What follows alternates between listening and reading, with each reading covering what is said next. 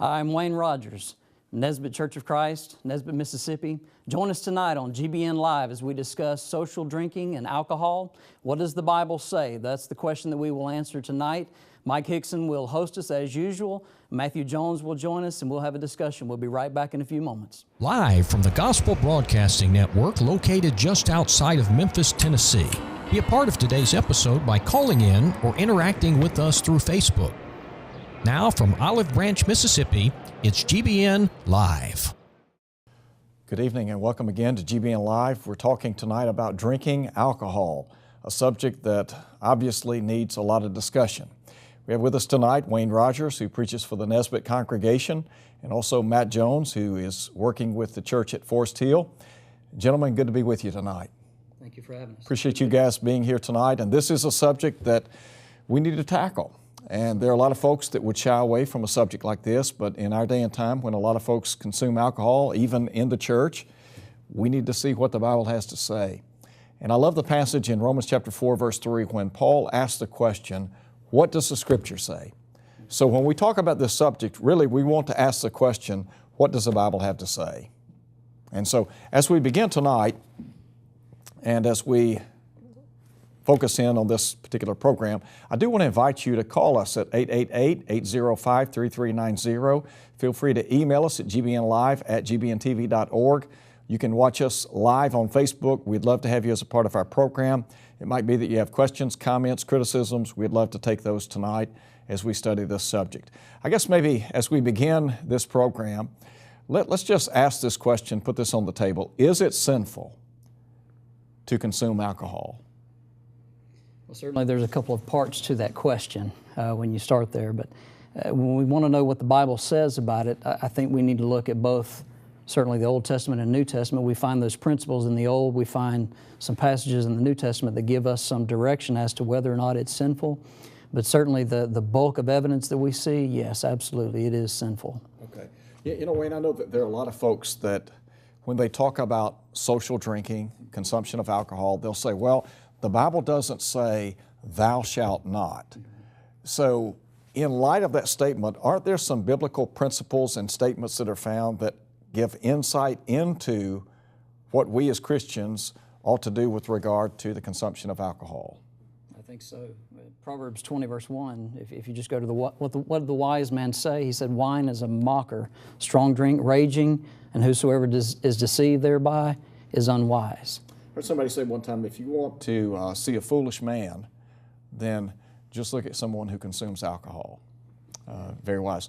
Matt, as we think about this question, we were talking before going on the air tonight that it seems to me that in some ways this is a question that underneath it all, particularly those who are advocating its usage, has to do with a heart problem, don't you think?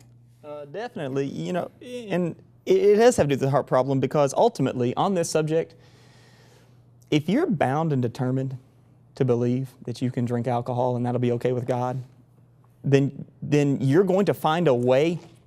You're going to dig into some Bible verse and you're going to find a way to convince yourself that some Bible verse you found over here, maybe you Googled it and some guy on the internet said it was okay. You will believe that if you're just bound and determined that I'm going to believe this. But Paul told us in the book of Ephesians that we could read his words and understand them. That's a biblical concept. I can read the Bible and I can understand it. However, Peter also told us that some twist the Scriptures to their destruction. If I want to twist the Scriptures, I can do that. That's right.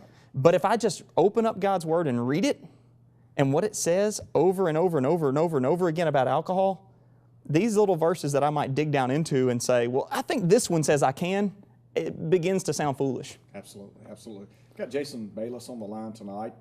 And Jason, as many of you know, some of you who are watching the program lost a child to a drunken driver several years ago. And so, Jason, good to have you on the program. Hey, glad to be here. I appreciate so much all that you've done to try to stem the tide of those who drink while intoxicated. I was just telling these guys before going on the air that last winter, driving down Goodman Road in South Haven, I was hit by a drunken driver one Friday night. And unbelievably, she fled. She tried to run and ended up having a wreck. Could have killed herself, could have killed someone else. But a lot of folks running up and down the highway without regard for their own personal safety and the safety of others, and sadly, sometimes tragically take the lives of innocent people. Yes, sir. It is tragic. According to statistics that I found on DoSomething.org and the Department of Transportation website, every 51 minutes, someone is killed at the hands of somebody who is drinking and driving. Wow. In 2016, 10,497 individuals never made it home at the hands of someone who was intoxicated. And the most preventable crime in America. I can't tell you how to put an end to murders or rapes or any other things, but I can tell you how to put an end to drunk driving and never get behind the wheel. And as a Christian, you know, we should never touch alcohol in the first place. Well, absolutely. I'm just curious, Jason. I know that you lost your son over 10 years ago, and it was a tragic accident. And you think about the statistics bearing out the dangers of drinking and driving, and then you add to that the medical problems that result from people using alcohol. I guess the question is, why do people continue to use something that has been, I think, so well publicized, it is destructive from every angle?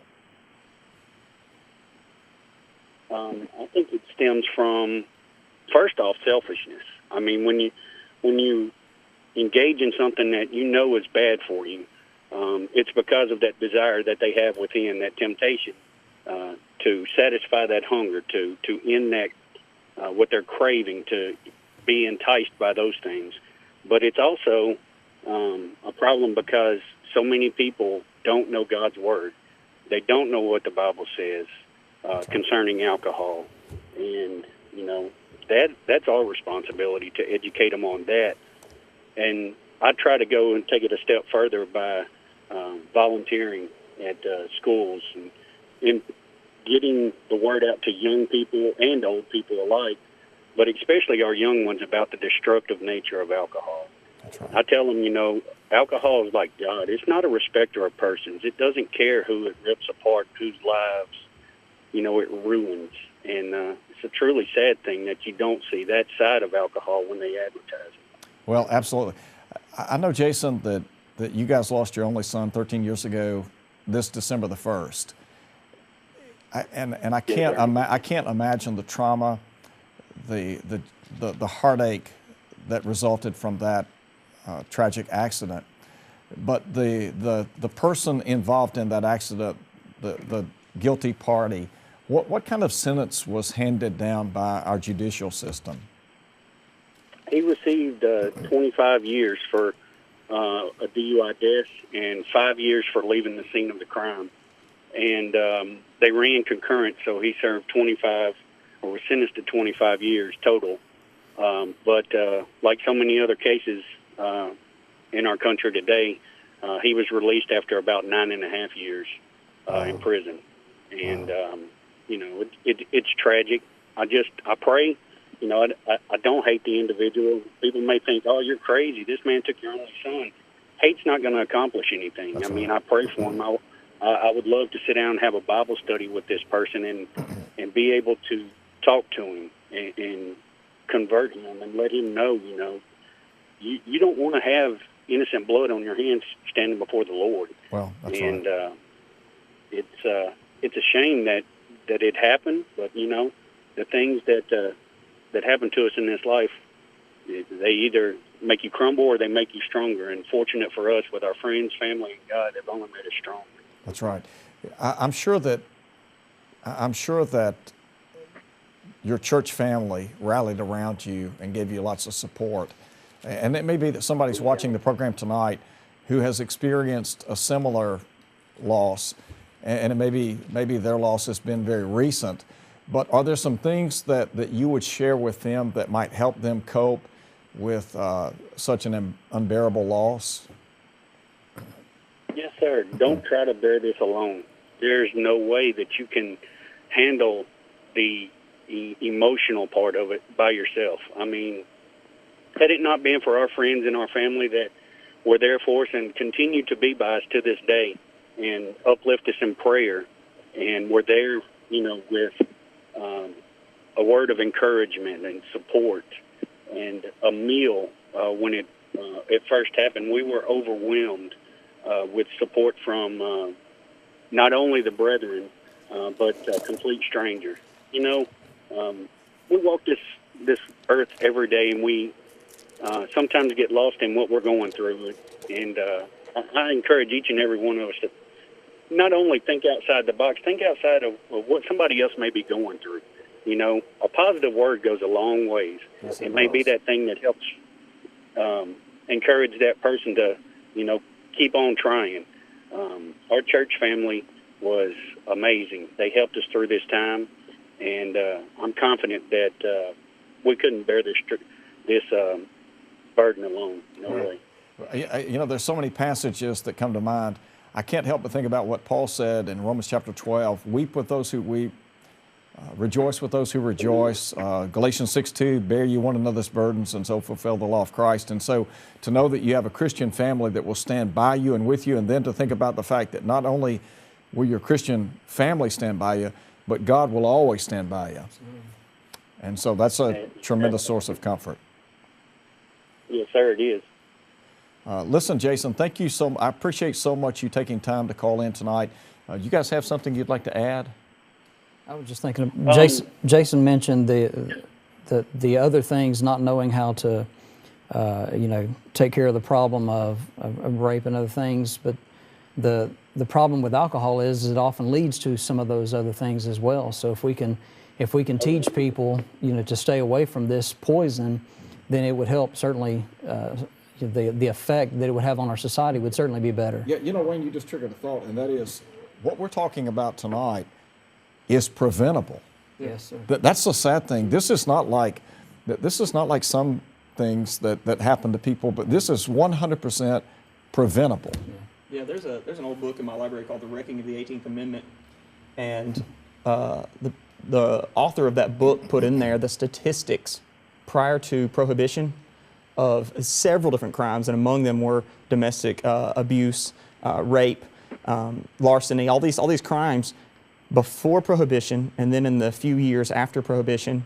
And the book just shows that Prohibition actually worked until it was defunded. But lobbying interests caused it to be defunded, which is why we have, you know, the speakeasies and all that got out of hand. But there's no doubt about it, removing alcohol caused people in society to behave in a better way. Oh, absolutely. I have no doubt. Have no doubt. Well, the Proverbs writer says, you know, it's associated with violence, Proverbs 4:17. So there's a direct connection to that, those violent acts. Exactly right. Exactly right. Mm-hmm. I think about Proverbs 20 and verse number 1. Wine is a mocker, strong drink is raging. Whosoever deceived thereby is not wise. And I think about how, as Christians, you know, we're to fulfill the law, but we're Colossians 3 and verse number 17, everything that we do in word or deed, we're supposed to do to God's glory. That's right. That's right. You can't be a Christian and partake of those things and act like we're bringing glory to God and have fellowship with Him if we partake in those things. That's right. Not just alcohol, any sinful activity. We're separated from God at that point. That's right. That's right. Jason, I guess the silver lining is you know where your son is, and the beauty of it is one day you can be with him. As David said about his son. And so that's you know, one thing that I'm sorry. No, go ahead. Go ahead. One thing that I always told people, you know, I had a desire and a longing to go to heaven because I wanted to meet God and His Son. But now that my son's there, it makes it that much more of a desire for me. Absolutely. Matter of fact, you make me think about, I was talking to a friend of mine just the other day who was battling stage 4 cancer. He lost his son to a tragic automobile accident almost 4 years ago. And I said, you know, you welcomed your son into this world. And I said, the beauty of it is, it won't be long, he can welcome you into the next world. And so that's a great thought. Jason, thank you so much. God bless you and your family. Appreciate all you're doing, and certainly you're in our thoughts and prayers. Yes, sir. I appreciate it. Thank you all so much. Thank you, brother. Yes, sir. Thank you. We've got another caller on the line. Nathan Franson has called in. I'm told we don't have him yet, so we'll hold that for just a moment and we'll get back to it. You know, when you hear real life stories, it puts a different spin on things. And isn't it amazing? You were talking about prohibition and the effects of alcohol. Isn't it somewhat hypocritical that in this country we have legalized usage of alcohol, but then you get out in an automobile with it and they'll lock you up? Yeah. I mean, we know the danger, the inherent dangers, and yet we condone it. Yeah. It's just like the commercials tell you, though. Take this substance that inherently impairs your judgment and use good judgment with it. That makes no sense. Yeah, but it makes a lot of money. Yeah. I think that's the taproot of everything we're talking about. It is a money maker. It is. Yeah. And so, you know, the devil is smart. I remember several years ago there was back when they could run alcohol ads on television. And there was an old ad where a famous ex-baseball player would stand in front of a tavern window. And the picture looked into the window, and you had a couple or you had some people in a bar. And it's in a warm, warm environment, and it looks inviting. And he looks in, looks back at the camera, and he says, you know what, these guys are having fun in there. Isn't that how the devil wants people to view alcohol? That, you know what, you can't have fun without it. You need it. You got to have it in front of you. But, you know, an old preacher I heard before he made the statement, he was talking about billboards on the side of the road. You know, he said they look real good, you know, when you're coming at them, but you never see the back side of them, do you? That's right. And that's the same. When you hear these real stories, you're looking at the other side of that billboard and seeing the damage that it does. In the ads today, they talk about drinking responsibly. Yep.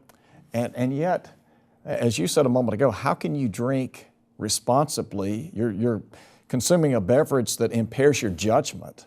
Yeah. And then look at all of the effects of alcohol usage, physically, mentally, and then it's that ripple effect of all the other people that are involved. And it's a medical fact that it impairs your judgment before it impairs your motor functions. People say, well, I don't even feel a buzz. It works to impair your judgment first. So this idea of, well, I just drink a little bit until, you know, I know when to stop. Yeah. Really, because before you even feel it, it's affecting the decisions you're making. That's right. I want to come back to what you said a moment ago in just a minute. We've got Nathan on the line now. We'll take his call. Nathan and his wife were hit by a drunken driver several years ago.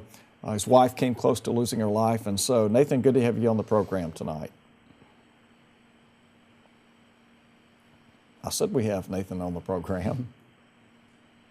Nathan is a classmate of both of ours from school, and I remember, I'm sure you do, in school sometimes this conversation would come up, and I remember the first time I heard him talk about it, and that affected me at that time. I'm sure. It did. I'm sure. It was heart-wrenching to hear the story, but even more so when you saw it on their face when they talked about it. Yep. And I know his wife Katie has discussed it before in ladies' classes and ladies' days and stuff like that. And I know my wife, she's talked about how personal it was. But when you see that personal side to it, you realize that we're not just talking about, oh, go and do as you want to. That's right. There is a consequence for that action, and we have a responsibility for that. That's right. That's right. Well, you know, for every action, there's a corresponding reaction. Paul said it this way, be not deceived, God is not mocked. Whatsoever a man sows, that shall he also reap. And so a lot of folks have reaped a bad harvest from sowing seeds with the usage of alcohol, sadly. And we hear from these people who maybe they've lost a loved one, and there's a lot of grief you can hear from that, but you hear like Jason, for instance, talking, there's hope in Christ, there is, as you pointed out, there's that reunion coming. You're not going to get this person to call in, but if you had that person who said, I was drunk and took someone's life, you would then see the real ravaging effects of a life of guilt. Sure. A person, especially a person outside of Christ, and they made a decision to get drunk. They made a decision to get behind a wheel, and they killed someone. And man, that you want to hear the side of it that says, hey, there's not a lot of hope here other than to repent, to come home to the Lord, but you can never get that back. It's one of those things, you know, when this happens, just like Jason can never get the man who did that can never get back the fact that he took the life of an innocent child. Well, you're right. Years ago when I was a freshman in college, we had a fella, classmate, 18 years old. We went home for Christmas break, and I think it was after Christmas. he was on a bridge in Kentucky. Drunken driver crossed the center line, hit him, killed him. Only child. And the amazing part of that story, his parents went to visit the young man who came from a horrible background, went to visit him in prison, in jail, and ended up converting him to Christ and salvaging his life and forgiving him for taking the life of their son. But you know, sometimes we talk about things in theory, but as you said, this is real life stuff. Yeah. And so I think we've got Nathan on the phone now. At least I hope and pray that we do, and we've had some problems getting him on the line. But Nathan, good to be with you tonight. Thank you. It's great to be here. Thanks. We were just talking a moment ago. Matter of fact, Wayne and Matt were both talking about how you guys were in school together, and you talked about the accident that you were involved in. Maybe give us a little narration of that, if you could. Sure. It was just before my wedding. My wife and I were married in 2003, and we were to be married in Sacramento. Well, we were living in Los Angeles at the time, and we're driving from Los Angeles to Sacramento just to actually for wedding plans, and we're going probably 60, 70 on the freeway, and there really wasn't anybody around, and this SUV pulled onto the freeway, but it was really kind of going slow, or much slower than it should have been. And we didn't think too much of it, but as we approached it, he was in the right lane. I think we were in the middle lane, and they all of a sudden turned or made a sharp left as if they were at a light, but they were pulling onto the freeway. And so my wife was driving, and she swerved, and we almost T-boned it. It was we hit the back left panel of their SUV. We were driving a little Honda Civic, and we hit it so hard that they had rolled. And I closed my eyes. I knew we were going to hit it. My wife will explain that, or she'll tell you that she thought we were going to miss it. I knew we were going to hit it just from the way we were going. When I opened my eyes, I had a lot of chest pain, and I broke my sternum. It was because of the impact and the seatbelt with the collision. I look over at my wife, and she is hunched over the steering wheel. The windshield literally is in her lap, and she got the worst of it. And she was bleeding and not breathing. Wow. And all I could think is I just lost the love of my life. And it just, a minute later, I mean, you never know like how long. It seems like, forever, but she finally gasped and started whimpering. And I just thought, thank God that she's okay. And but anyway, they got me out of the car. She had to have the jaws of life to get her out, and she had to end up having emergency plastic surgery on her face that night because it tore it up so bad. And but anyway, that was kind of the gist of of what had happened. But the person who had been drinking actually was drinking from the night before. They still had alcohol in their system, and there was 3 of them in the car, and I walked away from it. They were so relaxed behind that wheel that they just got up and walked away even after they rolled. And so we got kind of I got all the internal injuries, and my wife ended up getting all the external injuries. I would imagine that there was quite a lengthy recovery period, wasn't there? There was. For a long time she had to take a lot of meds, and I did too, and in the hospital for several days. And it was, and I think that was the hardest part, is just seeing her like that. And you go through so many mixed emotions. You're hurt because you have to see your fiance like that, but you're angry at the same time to realize that someone would actually have the tenacity to do something like this. And you think, we're not the last people. If they don't lock these people up, we're not going to be the last ones that this happens to. That's and right. Next time it's going to be even worse. I agree. Let me ask this question, Nathan. The drunken driver in that particular situation, what kind of prison sentence did he receive? We actually did not find that out. I was trying to find the accident report, and from what I understand, they do keep a lot of that stuff from the victim for different reasons. But it was it was so hard on me because I really wanted to find out who they were. And, of course, I was angry at the time, and it's probably a good thing that I didn't at that point, because I was just thinking so irrationally. I did, I heard that they were, none of them were even had a driver's license. They were illegal in the country, is all we found out. And so we really didn't find out, what the police had done after that point. If anything, I think we need tougher laws on the books. I don't think we're tough enough. Because, in Romans chapter 13, the civil government is intended to protect those who are innocent. And I think too many times people get slaps on the wrist. And so as a result of that, because evil is unpunished or wrongdoing goes unpunished, then there's no deterrent, sadly. So, I agree. It's you hear so many stories and so many accounts of just deaths and just people that their families are literally destroyed because of one person thinking that they have enough strength and enough mental ability to get behind that car or behind the wheel and drive the vehicle, and they don't.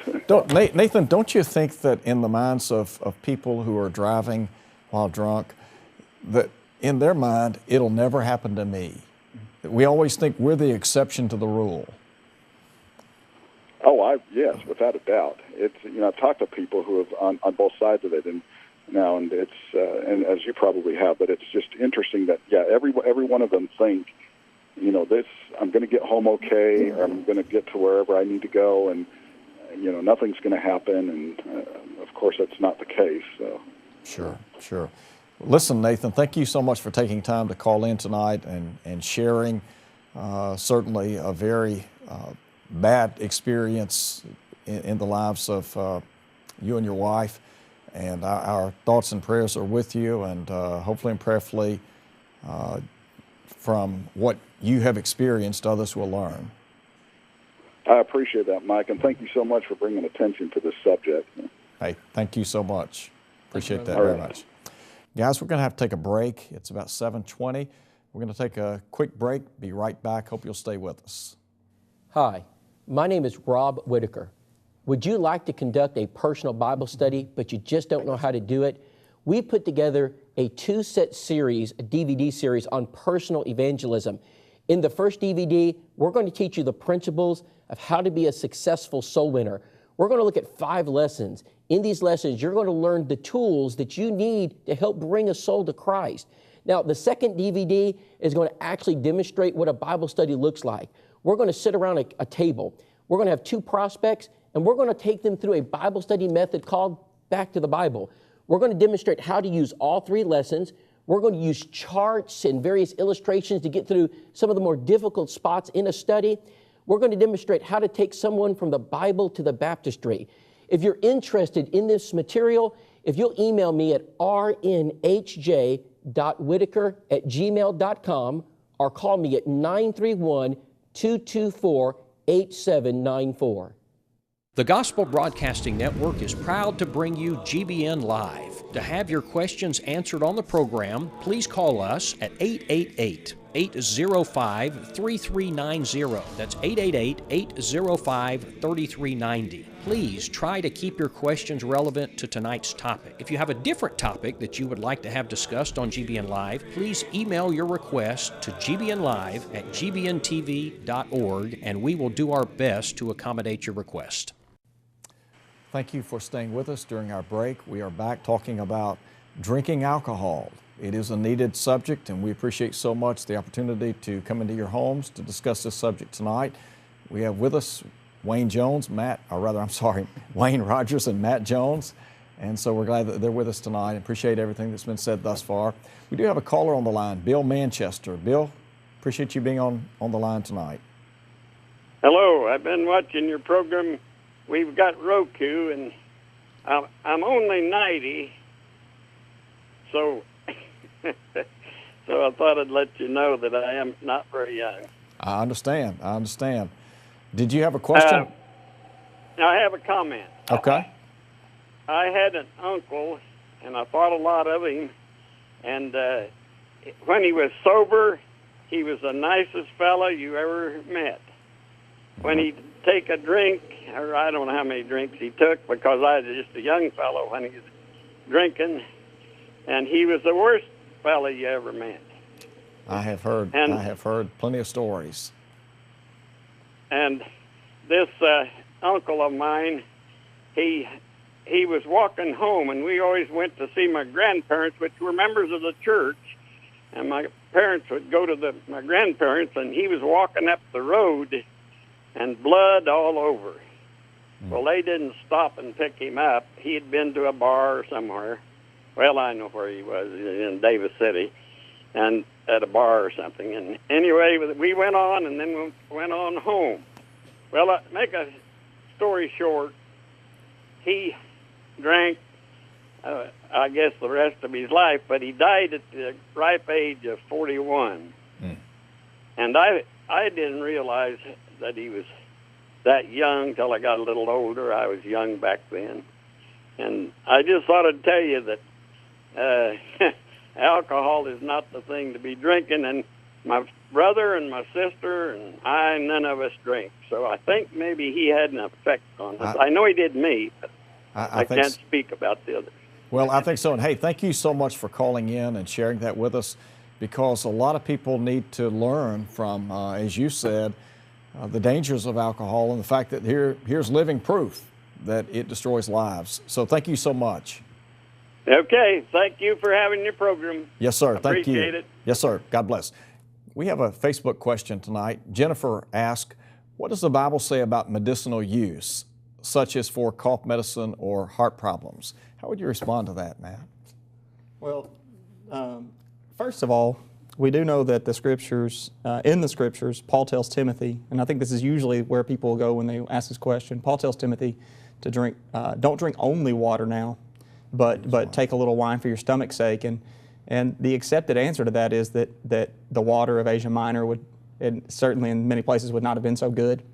And evidently there, he's having a problem with his stomach, and Paul is saying use this wine, which the process would be to cut into the water with some wine, and for a medical use. Look, my answer to that would be like this.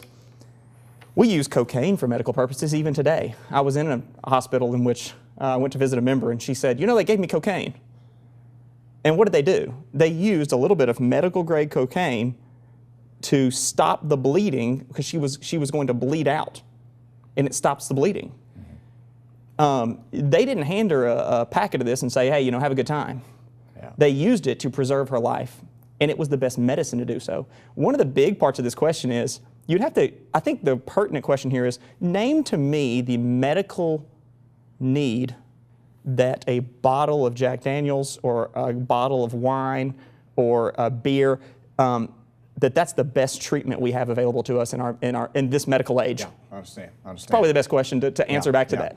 Yeah, and don't you think that for the most part, people are using alcohol today recreationally? Yes. I mean, that's really the bottom line. Yes, and you have the stories of the people who say, they'll tell them, drink a beer a day, drink a glass of wine a night, and it'll help you with this ailment. And you get those stories of, I did that, but I ended up with problems from that. Of course, you get the same stories with pain medicines. Look, when you get down to what am I going to do medicinally, the answer is survive, yes. Do what you need to do to get past your ailment, yes. According to the instructions of a doctor, yes, or in Timothy's case, an apostle. Do what you're told to do medically, yes. But you've got to use wisdom, and you've got to make sure why I'm doing it. And again, when we get down to questions like this, it doesn't mean the question's not important, but we're dealing with a very, very, very tiny, tiny, tiny percent of who is using alcohol and why. If the alcohol companies made their money off the medicinal use of alcohol, there wouldn't be a one of them in business. That's right. That's right. Yeah, I've got a quote from the Mayo Clinic, in fact. This is from March 9, 2007. It says the American Heart Association does not recommend that you start drinking alcohol just to prevent heart disease. Alcohol can be addictive. Too much increases your risk of high blood pressure, high triglycerides, liver damage, obesity, certain problems, obviously. But in addition, even small amounts of alcohol can cause cardiomyopathy, a weakened heart muscle and heart failure in some people. And then there's another cardiologist from Mayo that makes this statement. She goes, the evidence that drinking red wine may reduce your risk of heart disease, she goes, actually, the benefit is found in a substance that's in the grape, in the skin and the seeds of grapes, especially in the dark grapes, the purple grapes, the red grapes. But it's also found in grape juice. And that was her comment, was that you can, recent studies, she says, have suggested that in that same, the red and purple grape juices, non-alcoholic, may provide the very same heart-healthy benefits that red wine does, yet no alcohol. And it doesn't, obviously you're not using the poison, putting that poison in your body, which is actually likely killing you. Yeah, you're right, right. Great quotation. We have Stephen Sutton with us tonight. Stephen, good to be with you. Hey, guys. Appreciate you all taking time to be away from your families to address such an important topic with us. Hey, appreciate you. I know that you're an EMT, gospel preacher. Talk about some of the people that you have responded to that have sadly been intoxicated. Well, I'll go back to my earliest memories, Mike. I was about 15 years old when my 16-year-old cousin was killed as a result of a drunk driver following a Christmas concert that she sang in at the local high school. So I guess that was probably the first profound impact that I had experienced with the effects of alcohol. But I've had about 20 years of experience seeing the effects of alcohol and drugs. And by the way, alcohol is a drug. The cascade of effects after consumption, it begins generally with the kind of stimulant effects on your central nervous system, and then a little more is consumed. It depresses the central nervous system, is considered a depressant. And, if that consumption continues, it can be lethal. But, the stories that could be told of any paramedic, any police officer, any fireman, we could go on and on and on all night long. There's just a couple that stand out, in my mind. One in particular, a couple of years ago, a lady was driving her car drunk. She hit her own brother head on. Had no idea until the family arrived at the hospital to see them. And so here's a woman who is, inebriated. She's, drunk, driving her car. She hit her own brother. And both of them had to be flown to Level 1 Trauma Center, as a result of her actions.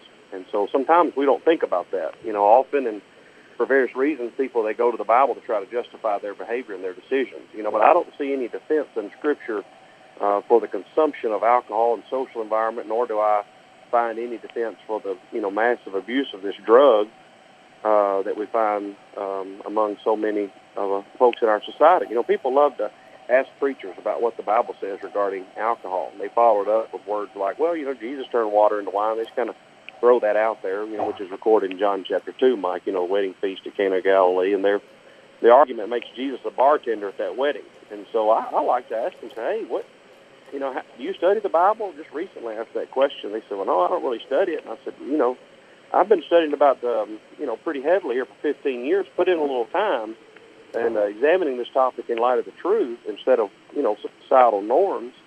I can't make good decisions sober on some days. I don't need anything to impair my ability to make, good decisions. But one final thought, and I'll hop off and let if someone else wants to call in. Romans 6:16 says, know ye not that to whom ye yield yourselves servants to obey. Listen carefully. His servant ye are, to whom ye obey. And I appreciate you all taking some time out. Well, another thing I thought about, recently in the news was a Penn State student, 19 years old. He was given 18 drinks in 82 minutes, and after obtaining a previously deleted video surveillance, 26 of his fraternity so-called brothers have been charged as a result of his death, a death that was preventable. That's right. That's right. Death that was preventable. And at the end of the day, you have parents like, Jason called in earlier, the numerous people that have been killed throughout my career as a result of alcohol.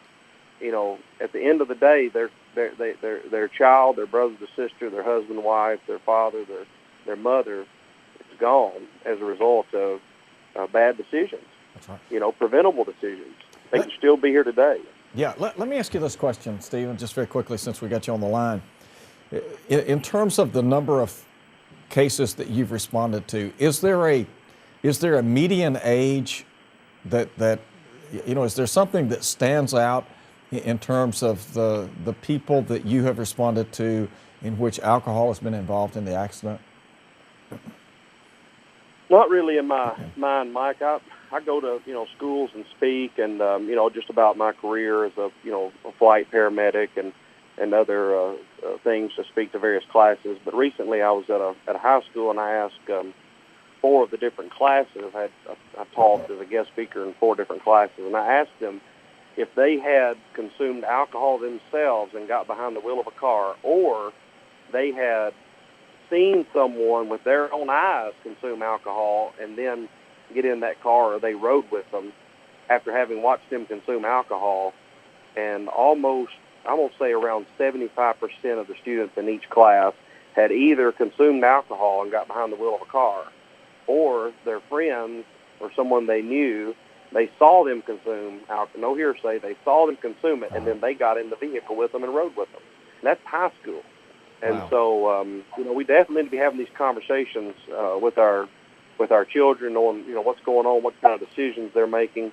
I have an idea that of those 75%, there's a lot of parents out there that have no idea that their children are A, drinking and driving, B, riding with someone who is. And so I don't know that it affects a certain age group or a certain socioeconomical group, but it's just it's a widespread problem.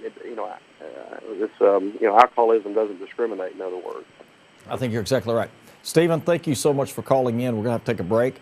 I appreciate you and all the great work that you do, and God I appreciate bless. you guys. Thanks for having me on. Yes, Thanks, sir. brother. Thank you. We're going to take a quick break. Be right back here in just a few minutes. Thank you. In the beginning, God created the heavens and the earth. The earth was without form and void, and darkness was on the face of the deep. And the Spirit of God was hovering over the face of the waters. Then God said, "Let there be light," and there was light. And God saw the light, that it was good, and God divided the light from the darkness. Then God said, "Let the waters under the heavens be gathered together into one place, and let the dry land appear." And it was so.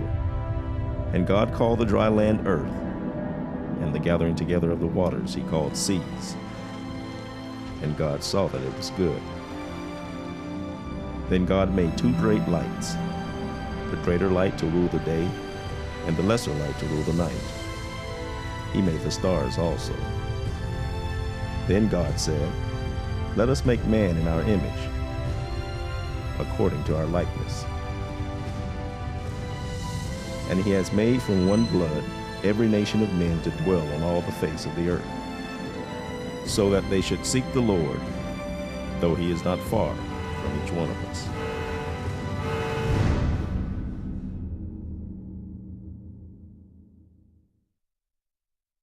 GBN Live is brought to you by Churches of Christ. If you have any thoughts or concerns about tonight's content, please write to us at 8900 Germantown Road, Olive Branch, Mississippi, 38654. Our email address is gbnlive@gbntv.org. Feel free also to call us at 888-805-3390. To view past episodes of GBN Live, visit our YouTube channel at youtube.com/user/GBN TV. Just search for Gospel Broadcasting Network, and don't forget to click subscribe for updates on new episodes and to see when GBN goes live. GBN is also available on Roku, Apple TV, iPhone, iPad, Android, and Kindle Fire devices. To find out more, visit gbntv.org. We are back, and we're glad to be with you tonight as we discuss drinking alcohol. We have a question that has come in from Lori on Facebook. What would you say to members of the church who drink socially about their influence on their children? I think that's a great question. Truly is. How would you respond to that, Wayne? The thing that we have to remember, certainly as parents, our children are seeing everything that we're doing. They know what's going on in that house. It doesn't take them long to figure out. And their behavior is, they're going to learn that behavior they're seeing in their parents, and they're going to mimic those very same things. And it's unfortunate, and in seeing even that kind of behavior, even growing up myself, I just assumed it was okay because, your parents are doing that. And that's what we talk about, learned behavior. And the influence that those parents have and the influence that they have not only on their children, but on others that are around. And certainly that can affect other children, other families as well. And so it's far-reaching in that. And we have to be reminded, Jesus himself taught about we're a city set on a hill, we're the light of the world, we're the salt of the earth, and that influence is truly important. And I think a definite important argument when it comes to whether or not we should be partaking of any of these things that have such evil attached to it. In 1 Peter chapter 3, Peter talks about a Christian woman married to an unbeliever. And he talks about the importance of a visible sermon, living a Christian life before your unbelieving mate. And again, the power of influence. Yes, and as you said a moment ago, children typically, if they see their parents doing something, then their thinking is, this is acceptable. Yeah. And I've got a follow-up question for Wayne. Is that allowed? Am I allowed to? I want to follow up Lori's question with another thing for you. Sure. Because as you said that made me think, the next question is here. I don't drink. My wife and I don't drink in front of our children. No. But then we take them to a grandparent's house, an aunt and uncle's house. And they drink. There's going to be drinking there. You come from I come from a family that I was converted to the Lord's Church. My family members, extended family members, they drink, all of them. So then that question comes up, and I've heard people ask that. I know how I've dealt with it, but I'm wondering, just from your perspective, what would you say to somebody, say in my situation, when I've got this young child and we're about to go to grandma's house and they drink there? Well, and certainly age comes into play when you're talking about child's age, but they're going to see those things at an early age, and they're likely going to have questions. Well, it's going to be real soon that they figure out, well, they do that, you don't. Mom and Daddy, why don't you do that? So they may have those questions whether they ask them or not. I think it's very right to have those conversations. We have family members. I have family members, not members of the Lord's church, and we have friends that are not, and there are things that they may do, and we were always concerned with, okay, well, what will our children see when we go, in this particular situation? We would have conversation with them, as pertaining to, what they might see. Say, okay, well, I don't want to plant something in their mind that they don't need to even be aware of yet, and that may be true. So you just have to use the best judgment you can when it comes to that. But if you know that that's, when I walk in this door, this is what I see 100% of the time, then we probably need to have that conversation. We need to be teaching them, and that conversation can especially be had after you're leaving. I've taken young people on trips before to places, and things didn't, a youth trip or something like that, and the situation came up. Hey, that's the best sermon we can ever see. This just happened. Let's talk about this and why this is not appropriate behavior, and let's see what the Bible has to say about that. And I think it's about training our children always. And so in every situation, we continue to teach them. Yeah, I think that there are teachable situations. And I think that as a parent, we need to be proactive, preemptive, rather than reactive. Sure. And so, as you said, engaging them in the conversation and bringing it up and being proactive. And I think at a later age, they appreciate that even more so, that you had those conversations, because the things that I'm hearing from parents now or from teenagers now is, we didn't talk about that, or young adults, we didn't talk about that in my home. That's right.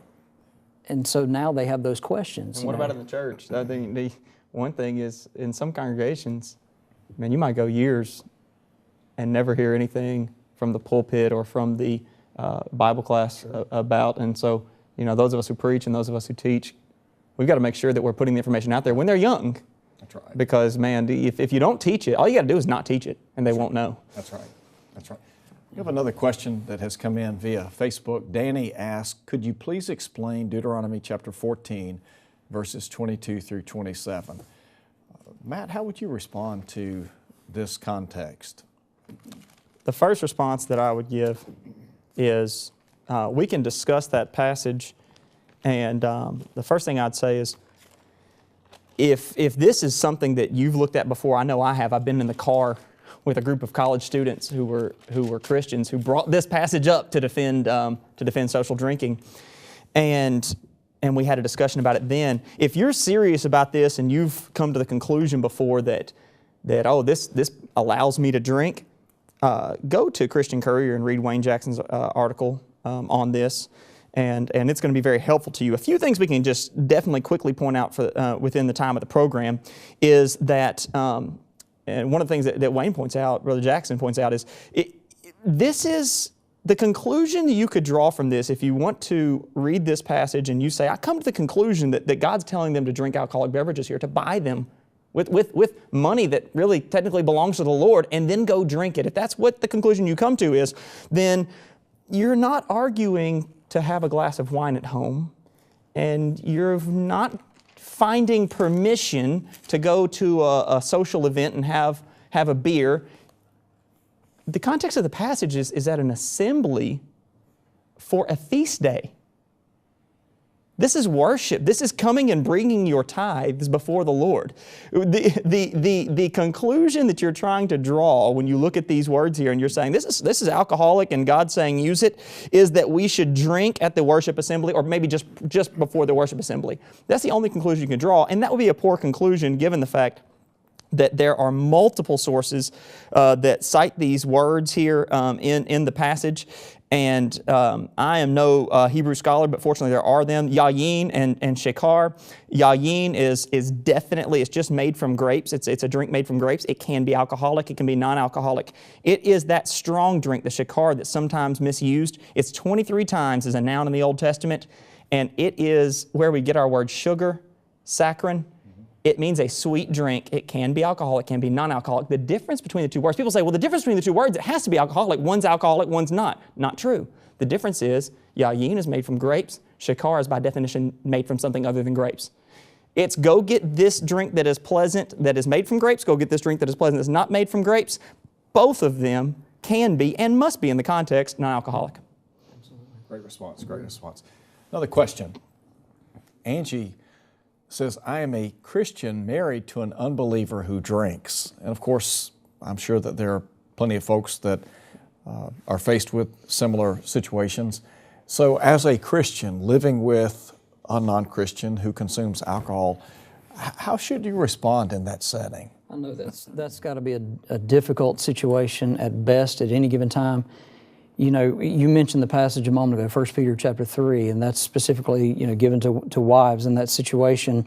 And it was that you might win over your unbelieving husband by the way that you live your life and by your chaste, pure behavior. And certainly that would be, abstaining from alcohol, as both testaments seem to point out. And there's no doubt that influence can be so great that you could possibly win over your husband by taking that stand. And I think that's important. And I would answer it in that way, and would hope that she would continue to remain strong in her faithfulness to God in that passage. Absolutely, absolutely. I have another Facebook question that comes in from Remington. What do you think of Proverbs 31, 6 and 7? Of course, the context there, the mother of the king talking about alcoholic consumption. How do you deal with that? I think her telling him this about alcohol and how it impairs judgment and how it's not for him is a very good point. And not to side skirt that too much, she's talking here to a king. She's talking to him not just as her son, but as a class of a person. You're a king. I would take that one step further, and I would go into multiple Old Testament. It's not just kings this is said to. It's interesting. People will say, look at this verse that sounds like in the Old Testament. It sounds to me like this could say that people in the Old Testament times could drink. Do you know who absolutely could not drink under the Mosaic covenant? Mm-hmm. The priests. That's right. And where did the priests go? They went into the holy place and they offered worship. We today are a royal priesthood. The answer to that is, let's just say that for the sake of the argument, we gave you benefit. We give it to you. Okay, fine. We'll give it to you that people in the Old Testament could drink except for priests. That's not true, but we'll give it to you. God approved of it for everyone except priests. We'll give it to you. It's not true. We'll give it to you. Do you want to abdicate the throne of priesthood, the place of priesthood God has set you in the New Testament, so that you can drink? Good question. Well, and I think about 1 Corinthians chapter 6, where Paul talks about, you are not your own. He said, you are bought with a price. Therefore, glorify God in your body and in your mind, which are God's. And so I think the question, can you glorify God using an intoxicant that is detrimental to every sphere of life? Yeah. Answer has to be no. Absolutely. Another question. Barbara asked, why do gas stations keep their alcohol cold when they know that people will be taking them while they're driving? I think that's a fair question, a good question. That's a great question. I think it should be asked of our congressmen and state legislators. It should. The answer is probably, again, money. Let me ask this question before time's gone. We were kind of batting this back and forth a minute ago, but why do people drink? I mean, what's the reasoning process behind young people drinking, more mature people drinking? Has to be a reason. Yeah, they're looking for something. There's always a situation where they're trying to find something, and maybe they're trying to dull their senses by a buzz or something like that, and they're looking for some kind of feeling that they think that's going to give them.